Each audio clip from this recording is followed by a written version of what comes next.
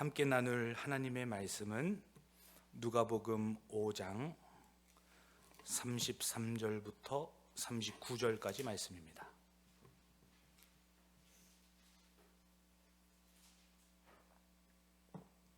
누가복음 5장 33절부터 39절까지 말씀입니다.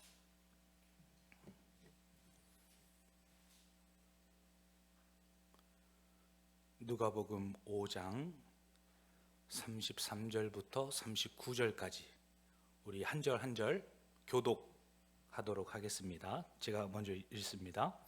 그들이 예수께 말하되 요한의 제자는 자주 금식하며 기도하고 바리새인의 제자들도 또한 그리하되 당신의 제자들은 먹고 마시나이다.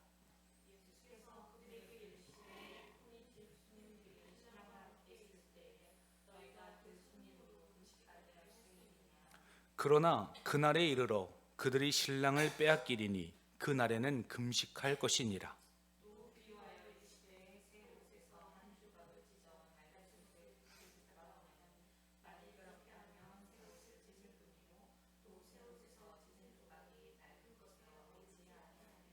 새 포도주를 낡은 가죽 부대에 넣는 자가 없나니 만일 그렇게 하면 새 포도주가 부대를 터뜨려 포도주가 쏟아지고 부대도 못 쓰게 되리라. 묵은 포도주를 마시고 새 것을 원하는 자가 없나니 이는 묵은 것이 좋다 함이니라. 아멘. 복음의 감격과 변화, 복음의 진정한 기쁨이라는 제목으로 말씀을 전하고자 합니다. 자동차를 운전해 보신 분들은 아시겠지만 자동차가 움직이려면 원동력이 필요하죠. 우리는 그것을 엔진이다 이렇게 이야기합니다. 그 엔진이 움직이려면 오일이 필요해요. 쇠가 마찰을 일으킬 때에 그때 엔진이 고장나지 않도록 오일이 필요하다라는 거죠. 오일이 없으면 금속끼리 부딪혀서 엔진이 금방 망가져 버리고 맙니다.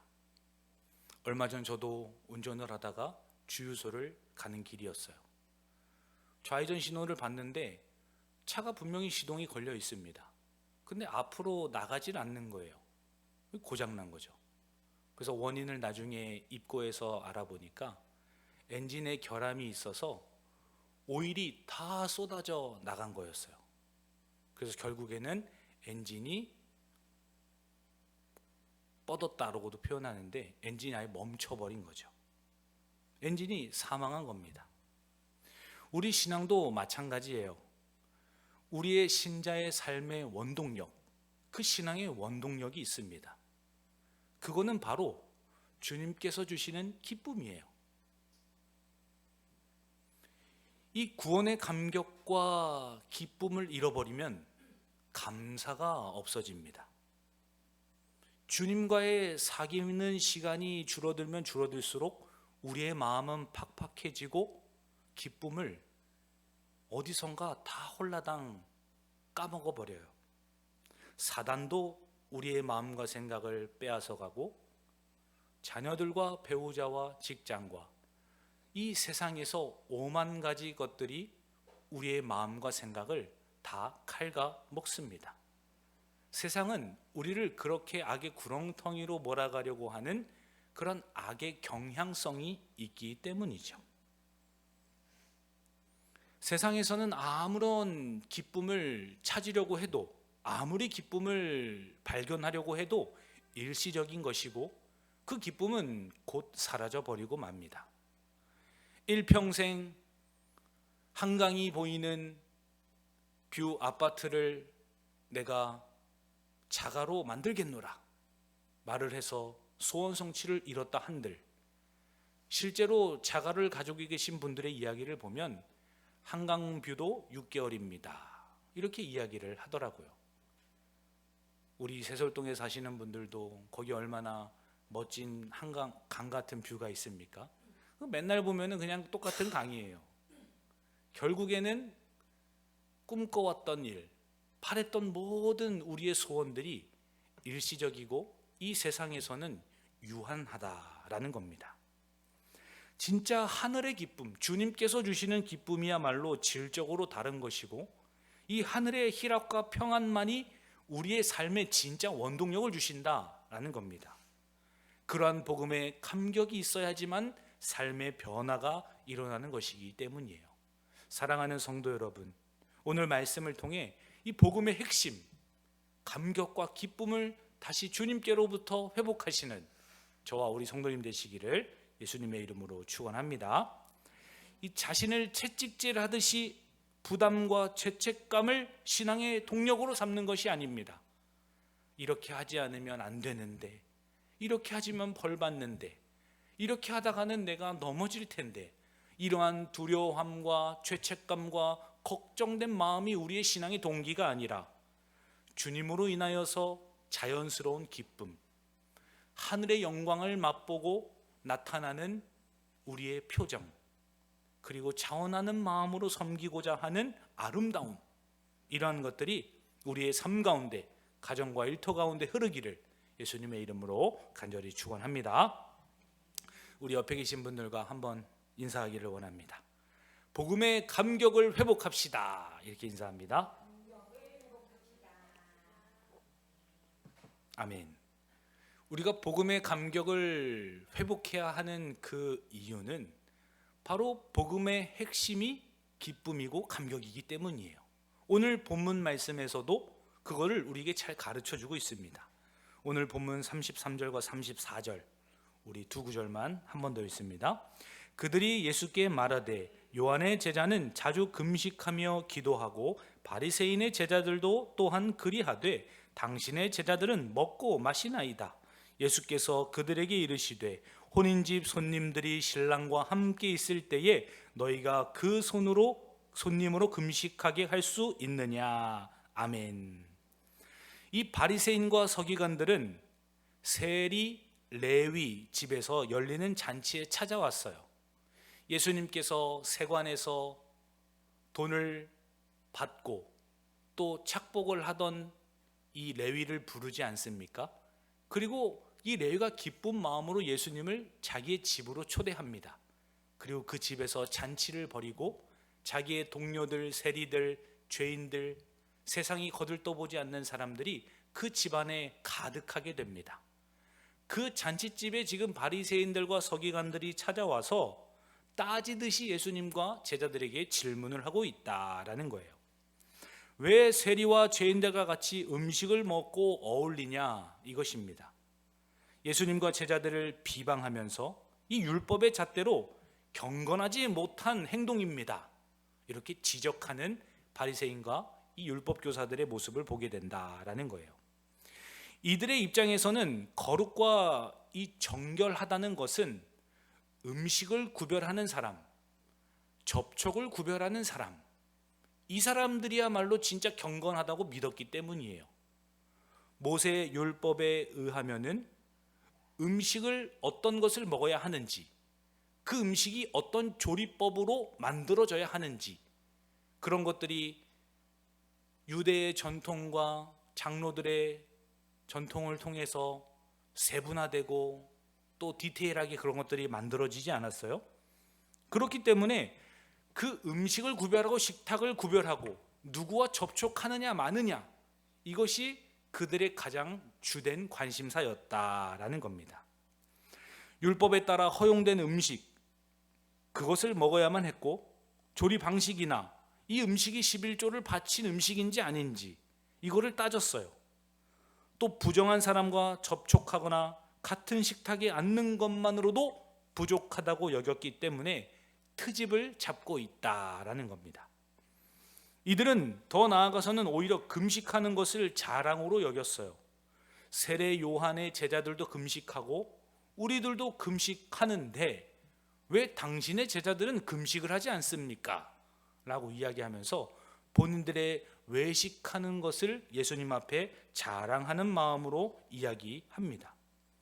외식뿐만 아니라 다른 사람들 앞에서 두 손을 들고 회당에서 기도하는 사람, 다른 사람들이 다 보는 상황에서 큰 소리로 기도하는 사람들, 바로 이러한 사람들이 오늘 예수님께 질문하고 있었던 사람들이다라는 거예요. 이때 당시에 많은 종교인들이 금식을 했는데 왜 예수님의 제자들은 금식을 안 합니까? 예수님께서 거기에 대해서 대답을 하고 계시죠. 이 신랑 되신 예수님이 곁에 계시는 동안은 슬퍼할 때가 아니다. 오히려 축하할 때이기 때문에, 축하를 해야 하는 순간들이기 때문에 예수님께서는 금식하는 것이 아니라 오히려 기뻐하는 것이다 라고 말씀하시죠. 이렇듯 복음은 예수님과의 만남에서 오는 기쁨이 바로 본질이다 라는 거예요. 바리새인들과 서기관들은 얼마나 음식을 정결하게 먹느냐, 누구와 내가 많은 시간을 보내느냐, 어떠한 마음의 태도로 기도하고 금식하느냐, 여기에 방점을 찍었지만 주님께서는 나와 함께 있는 것이 바로 곧 기쁨이고 본질이다, 그것이 경건의 핵심이다, 이것을 가르쳐 주셨다라는 겁니다. 우리가 보기에는 바리새인들과 서기관들이 얼마나 하나님의 말씀을 잘 지키는 것처럼 보입니까? 이들이 그냥 지키는 것이 아니라 모세율법에 근거해서 음식을 구별한 것이에요. 그리고 모세율법에 근거해서 사람들과의 접촉을 정한 겁니다. 우리가 볼 때에는 얼마나 말씀을 철저하게 잘 지키는 사람들이에요. 그러나 실제로 이렇게 가장 모범적이고 철저한 신앙인처럼 보이는 이들이 하나님의 말씀을 지킨다고 하면서 그 말씀 안에 담겨 있는 정신, 그 말씀을 기록한 하나님의 의도, 그분의 성품을 잊어버린 채 그 말씀과 단어 안에 갇혀버리는 신앙이었다라는 겁니다. 하나님께서 그 말씀을 주신 정신과 의도를 오해하였기 때문에 우리가 틀렸다라고 단언을 할 수 있는 것이에요. 성경에 기록된 모든 율법들은 하나님의 마음과 정신이 있기 때문입니다. 그것을 주님께서 가르쳐 주시기 위하여서 율법을 주신 것이지, 율법을 613가지나 항목을 정해가지고 철저하게 지키고 말고 하기 위하여서 율법을 주신 것이 아니다라는 거예요. 예를 들어서 안식일을 볼까요? 하나님께서 이스라엘 백성들에게 안식일을 주신 이유가 무엇입니까? 출애굽한 다음에 나는 너희를 애굽 땅에서부터 종되었던 삶에서 인도하여 낸 여호와니라. 그러므로 내가 말하는 10가지의 계명을 너희들이 지키라. 그리고 나서 하나님께서 말씀을 하시지 않습니까?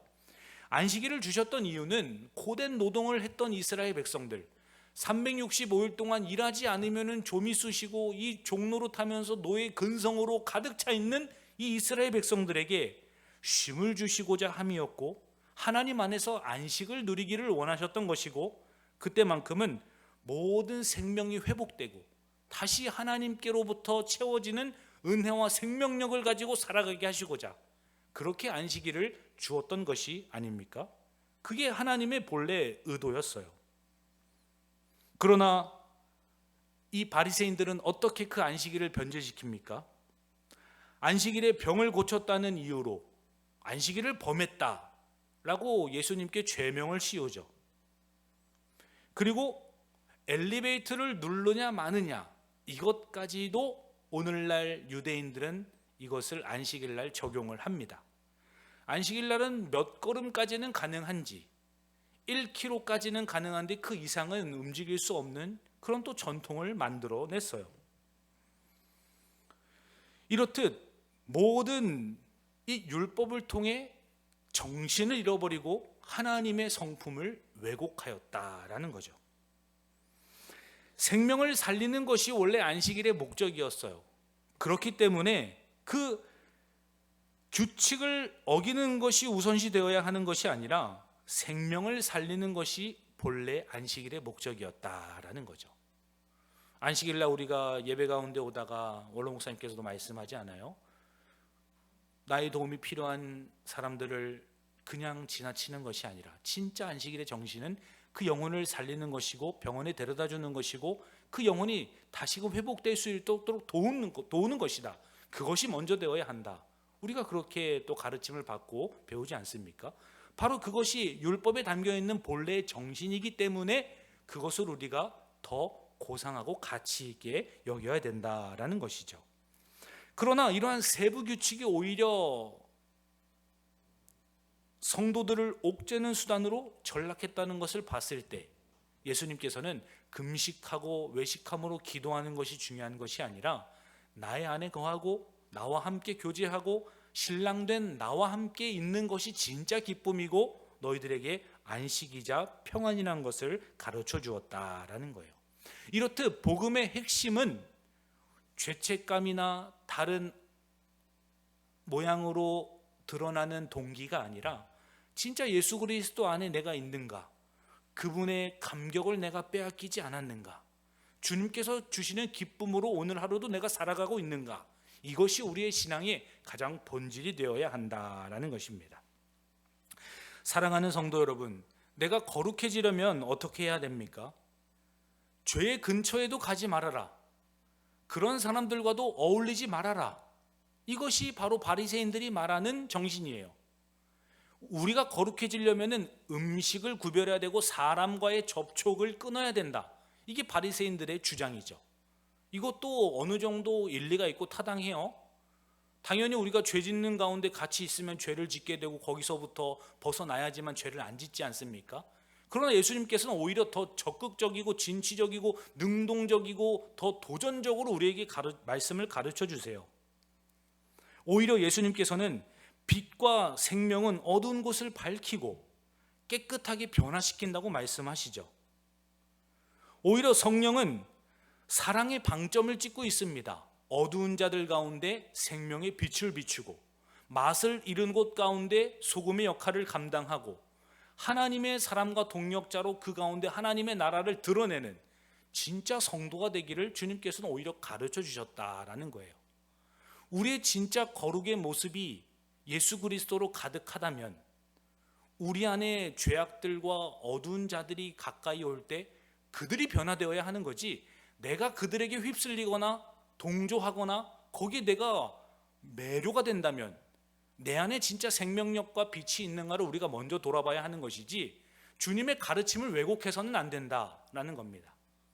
바리새인처럼 폐쇄적이고 배타적이고 위선적인 신앙이 아니라 진짜 나를 통하여서 나의 직장이 변화되고 가정이 변화되고 교회가 변화되고 생명을 잃어버린 자들 가운데 그리스도의 생명이 전달되는 그 놀라운 축복과 복음의 통로가 바로 우리의 정체성이 되어야 한다라는 겁니다. 예수님은 이 신앙을 결혼잔치로 비유를 해요. 장례식이 아닙니다. 오히려 신앙생활은 결혼잔치와도 같은 거라고 주님께서 가르쳐 주고 있는 것입니다. 죄에 대한 이런 눌림, 죄책감, 오늘도 주님의 말씀대로 살지 못했어, 나는 역시 죄인이야, 이러한 것도 너무나 훌륭한 신앙이죠. 그러나 주님께서 진짜 원하시는 것은 무엇입니까?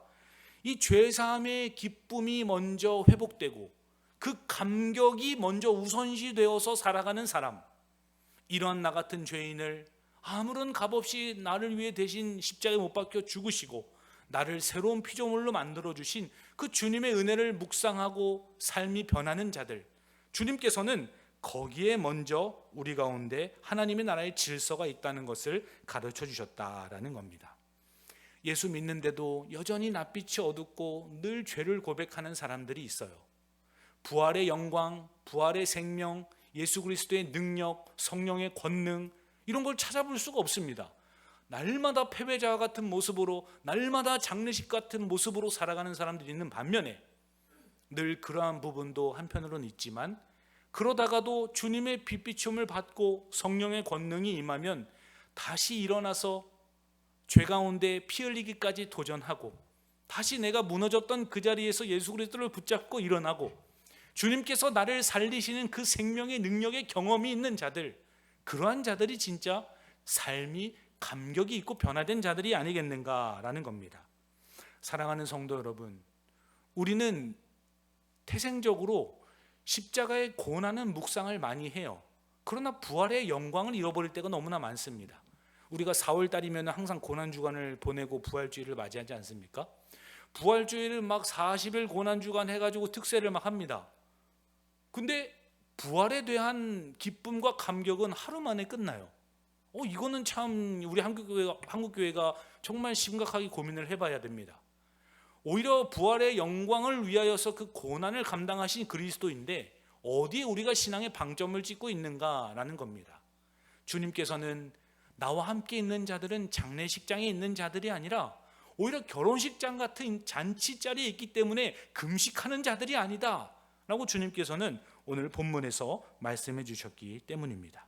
우리 말씀 한 구절 함께 찾아보기를 원합니다.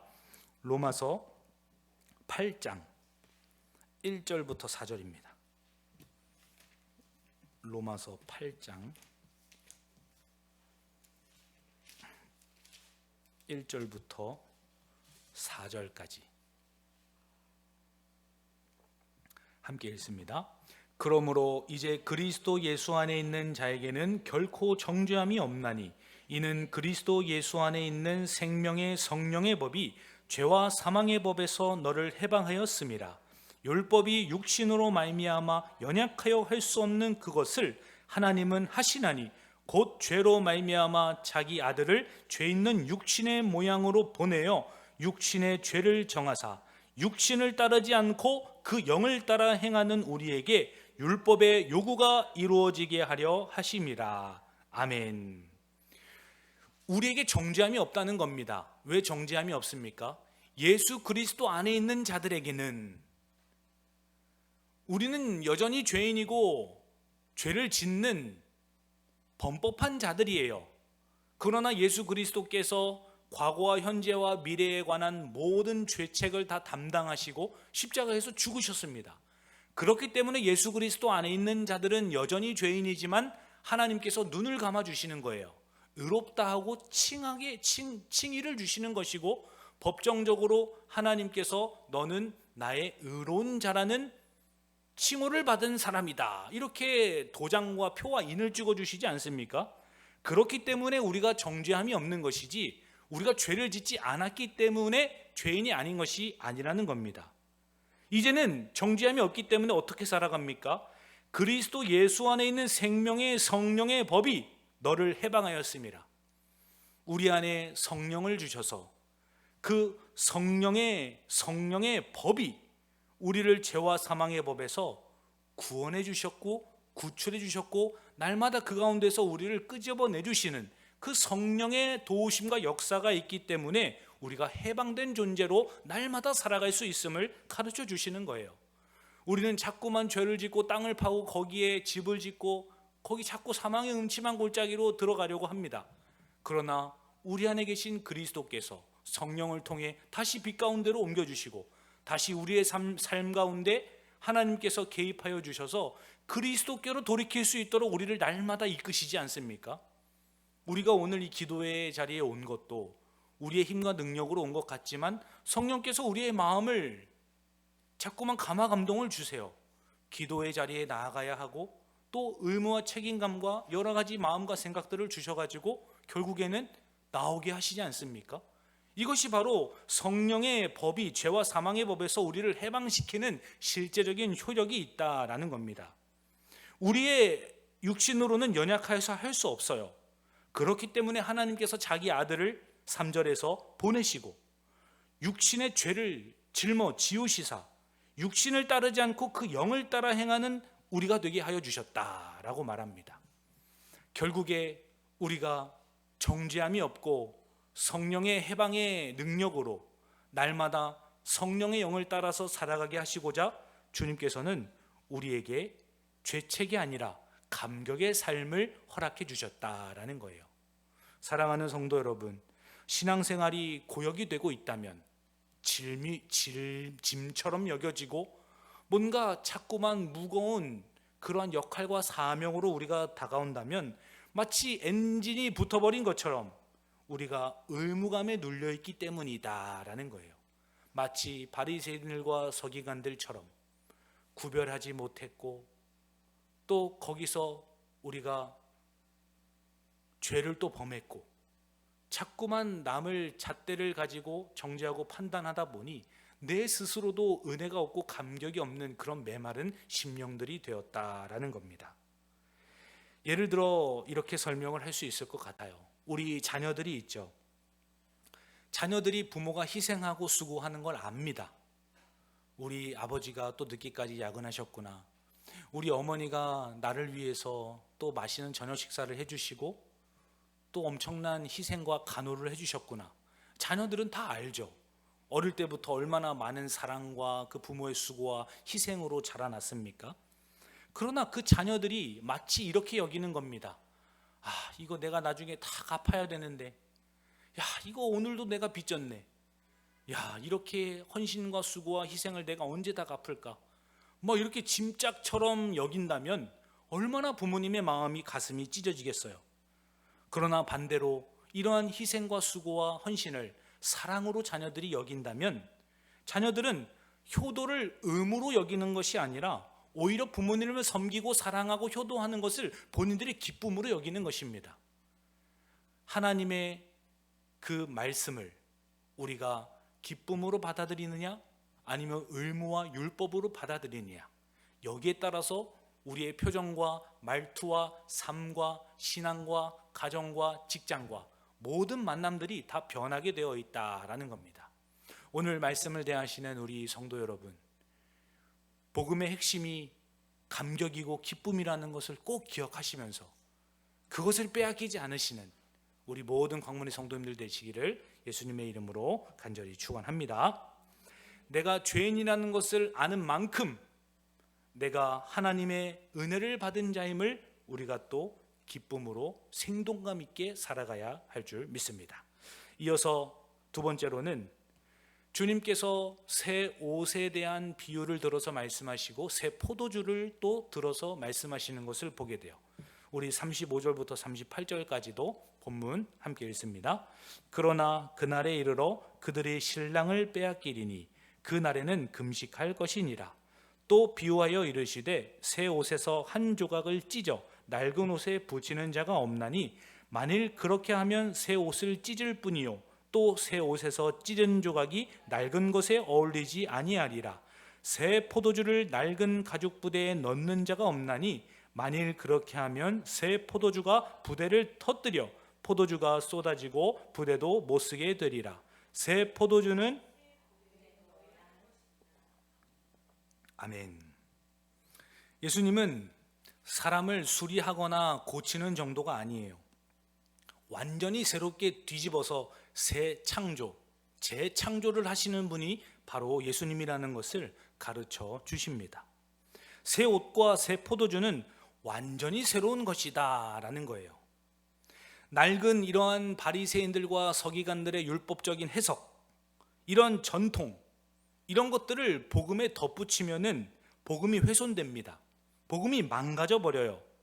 이 복음이라는 것은 완전히 새로운 가치관이라는 새 부대를 우리에게 요구하고 있는 겁니다. 우리의 삶에 완전한 새로운 패러다임을 주님께서 선물해 주신다라는 거예요. 낡은 유대교의 전통을 조금 바꾸거나 변형하는 정도가 아니라 복음은 완전히 새로운 패러다임을 우리의 인생 가운데 선물로 주시는 것이다 라는 겁니다. 고린도후서 5장 17절 말씀에서도 그런즉 누구든지 그리스도 안에 있으면 새로운 피조물이라 이전 것은 지나갔으니 보라 새 것이 되었도다 라고 말씀해요.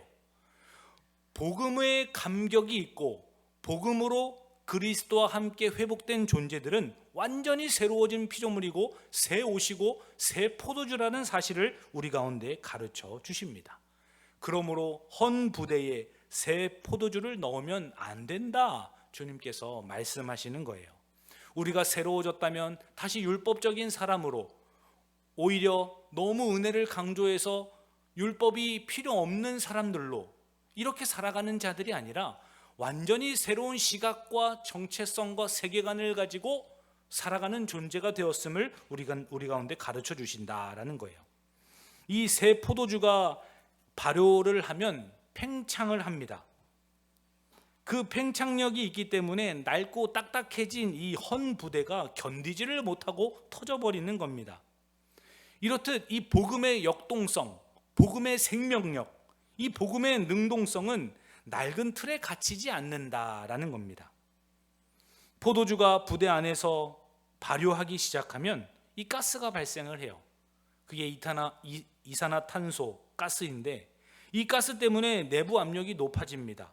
그러면 부대 자체가 팽창을 하기 시작하고, 새 부대라면 가죽으로 만든 것들이기 때문에 신축성이 있어서 어느 정도 늘어납니다. 그런데 낡은 부대는 이미 딱딱해질 대로 딱딱해져 있고 건조하게 굳어버려 가지고 임계점이 지나버리면 그냥 터져버리는 거예요. 그 가스의 압력을 견디지 못하고 그렇게 터져버리는 겁니다. 이렇듯 예수 그리스도의 그 사랑과 복음으로 새로워진 존재들은 이전 것을 다 버리는 겁니다. 낡은 부대도 버리고 이전의 율법적인 삶도 청산하고 이전에 잘못 생각했던 것도 날마다 갱신하는, 진짜 완전히 새로운 패러다임으로 우리가 살아가야 한다라는 거예요. 바로 그런 삶을 사도 바울이 살았습니다.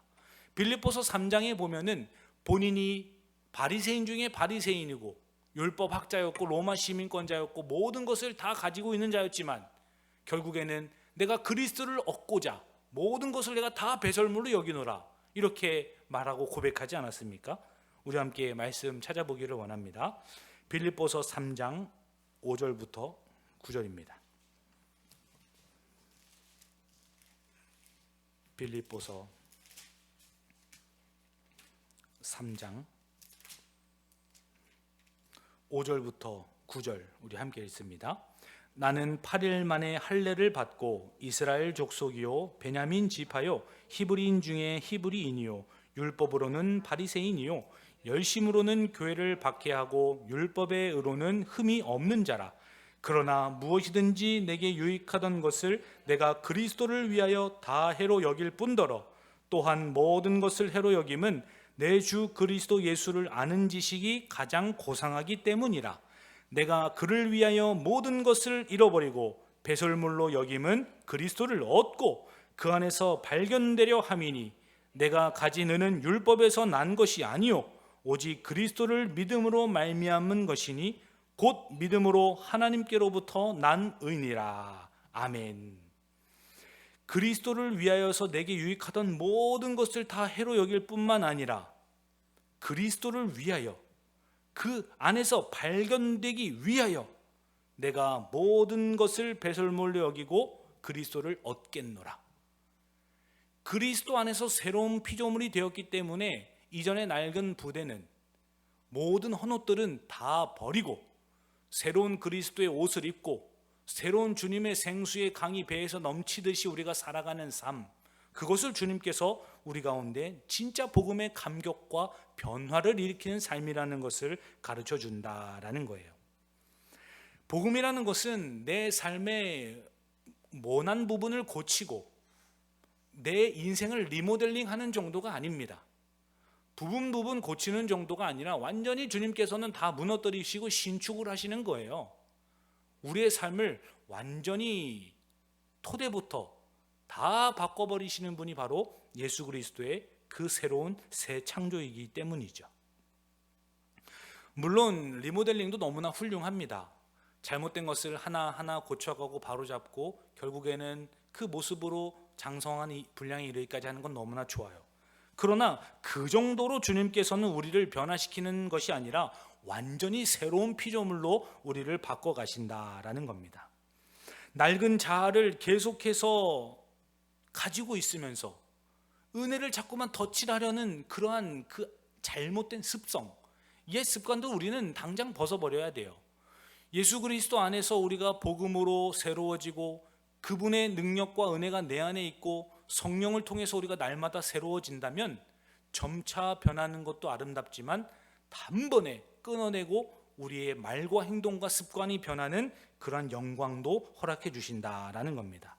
우리의 삶의 근본적인 모든 것들을 주님께서 바꿔주신다라는 거예요. 이렇듯 새 부대에 담아야 된다. 이 새 부대라는 것은 바로 나의 옛 습관, 이 세상적인 가치관, 나의 중심적인 사고, 이 모든 것들을 버리고 이 성령의 인도하심에 순종하면서 살아가는 삶, 그러한 마음을 가진 성도를 의미하는 것이다 라는 겁니다.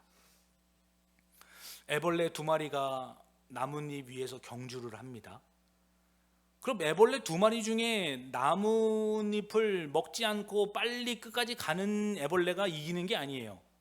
그 애벌레가 빨리 변태를 해서 나비가 되어 날아가는 것, 그것이 진짜 애벌레가 승리하는 것 아닙니까? 애벌레가 아무리 기어봤자 애벌레고, 거기서 중요한 건 그게 아니에요. 애벌레가 변태의 과정을 거쳐서 진짜 나비가 되는 것, 그것을 주님께서 우리에게 원하고 계신다라는 겁니다. 내가 버리지 못한 이 낡은 가죽 부대 같은 것이 무엇입니까? 헌 옷 같은 게 무엇이냐, 이 말입니다. 이 새벽에, 이 밤에 기도하시면서 하나님, 내 안에 낡은 부대를 보게 하시고 또 헌 옷에 자꾸만 새 옷을 기우려고 하는 나의 이런 터치라는 연약함을 발견하게 하여 주셔서 완전히 새로운 피조물로 거듭나는 은혜를 베풀어 주옵소서.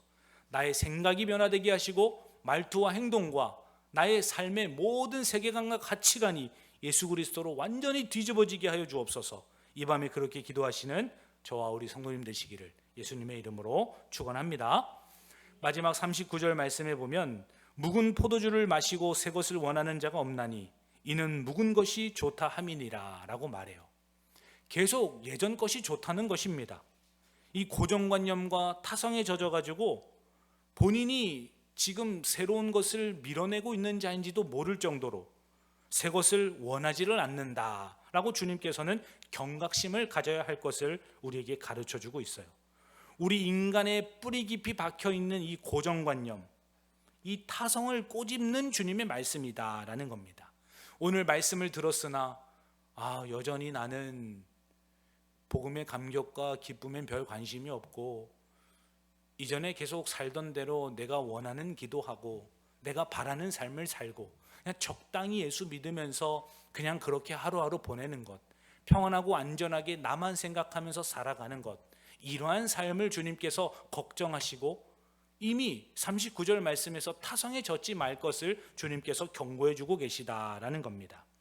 묵은 것이 좋다라는 말이 바로 주님께서 그러한 것을 꼬집는 말이시기 때문이에요.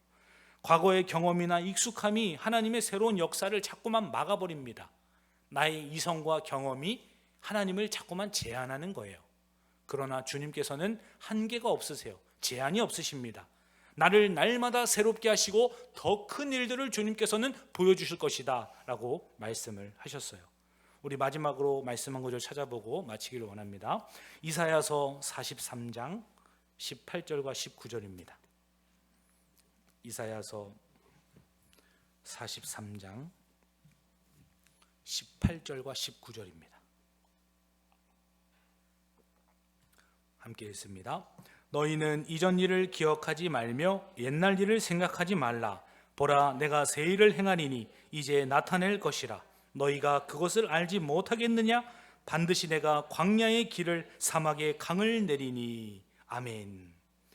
이스라엘 백성들은 가나안 땅을 앞에 두고도 원망했습니다. 애굽의 종살이가 더 좋았다는 거예요. 거기서는 마늘도 먹고 부추도 먹고 고기도 먹고 편히 눕고 잤는데 이 광야 생활을 하다 보니까 불편하다고 원망을 늘어놓지 않습니까? 그러다가 하나님께서는 광야에서 1세대가 지나가기까지 연단하신 후에 가나안 땅으로 입성하게 하시는 것을 보게 됩니다. 사랑하는 성도 여러분, 우리는 왜 자꾸 옛날 것이 좋다, 묵은 것이 좋다, 지금 이대로가 좋다라고 말을 하는 것일까요? 지금 그게 익숙하고 편안한 겁니다. 이 새로운 변화에 대한 이 대가를 지불해야 되는 게 너무 싫고 끔찍한 거예요. 나를 부인해야 되고 내가 희생해야 되고 내가 변해야 되고 자꾸만 뭔가를 해야 되기 때문에 우리는 변화를 주저합니다. 그러나 주님께서는 구원의 감격과 복음을 가지고 회복된 자들은 주님께서는 완전히 새로운 피조물이 되게 하시고 새 포도주는 새 부대에, 새 옷은 헌 옷에 깃지 말아야 할 것을 주님께서 가르쳐 주셨어요. 이전에 과거나 타성의 과거의 영광에 사로잡히는 자들이 아니라 앞으로 주님과 꿈을 꾸고 비전을 함께 나누고 그 안에서 온 공동체가 주님의 큰 일을 보고 함께 나아가시는 그런 우리 광문교회 되기를 예수님의 이름으로 간절히 축원합니다. 하나님 아버지 감사합니다. 우리의 신앙에는 고정관념이 있고 타성에 젖어 있는 연약한 모습들을 보게 하십니다. 그러나 우리가 새로운 일에 도전하게 하시고 경각심을 갖게 하여 주셔서 우리의 삶의 원동력이 감격과 기쁨이 되게 하여 주시고 완전히 우리를 새롭게 뒤집어서 재창조해 주시는 주님을 바라보면서 함께 기쁨으로 나아가게 하여 주옵소서. 우리 광문교회를 인도하실 줄 믿고 감사드리며 가정과 일터와 사업과 직장 가운데 함께 하실 예수님의 이름으로 기도하옵나이다. 아멘.